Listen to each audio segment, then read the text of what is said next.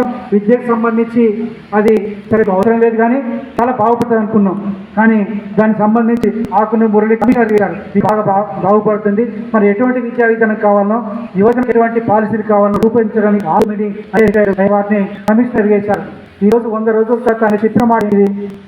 ఈ రాష్ట్రంలో 25-50 గవర్నమెంట్స్ 20 లక్షల మంది పిల్లలు ఉన్నారు. ప్రతి ఊళ్ళో, ప్రతి తండాలో, ప్రతి గూడెం బడి ఉంటాయి. దానికి ఇన్ని ఉందో బడులు అవసరం లేదు, 6 బళ్ళు ఉంటుంది. వాళ్ళు 6 బళ్ళు కూర్చేద్దాం అని చెప్పి 10 బళ్ళు పోయారని రిపోర్ట్ ఇచ్చారు. అటువంటి అధికారి ఆయన ఎమ్మటి మన వాళ్ళు కూడా తిరిగాం, మనం కూడా తిరిగాం. అటువంటి మనస్తత్వం కానీ బ్యూరోక్రాట్గా ఆలోచించారు తప్ప ప్రజలు ఏమనుకుంటున్నారో ఆలోచించలేకపోతున్నారు. కాబట్టి మనం నమ్మిపోతున్నాం. ఒక వ్యక్తిని మనం ప్రమోట్ చేసేటప్పుడు అతని విధానాలు అతను చూడాల్సిన అవసరం ఉంది. అది ఉద్యమం